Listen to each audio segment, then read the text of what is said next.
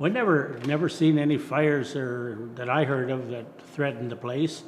There were some over on the south side of the Ghost River, that up toward Richards Road, that a dad and a couple of other guys were riding in there, and they said they were caught between the lake and the fire, and then all of a sudden the wind changed and it started blowing the smoke and the flames the other way.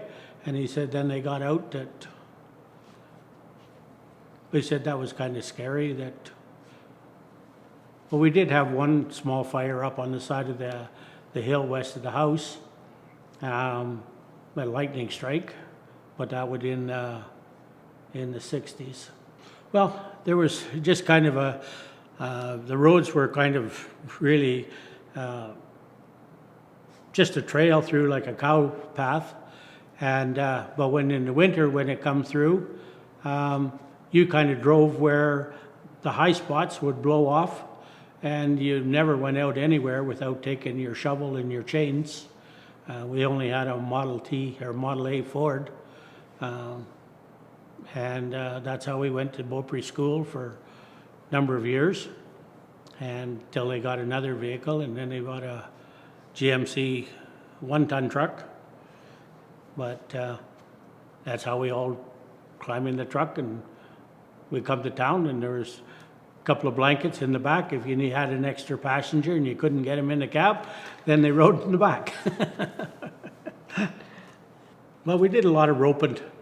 We weren't supposed to, but he always knew when calving season come, and he could tell any cow that wasn't in the herd. He knew exactly which one it was, what it looked like.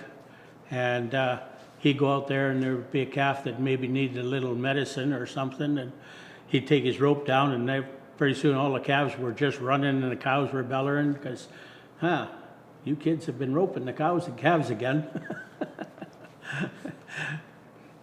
But he never really complained about, as long as we did our chores. Our chores come first before anything else. If you had to feed the cows or milk the cows or whatever it was, that come first before you even eat supper. Why do you use a team to feed? Well, our stove, we only had a wood stove, and we used to get coal from Cochrane here to try to keep the fire going all night. But lots of times you get up in the morning and the water pail in the kitchen would be froze. But that's how it was. We had a couple of really good springs that always had water. They were quite a ways from the house, about 250 yards. And finally they decided we would need water in the house. They just took the gravity-fed springs and piped it down through the house and put a Y in it, so that if you need water in the house, you got water, and if it didn't, it went out into the pastures for watering the animals. It was quite a neat way. You never had to worry about it freezing up.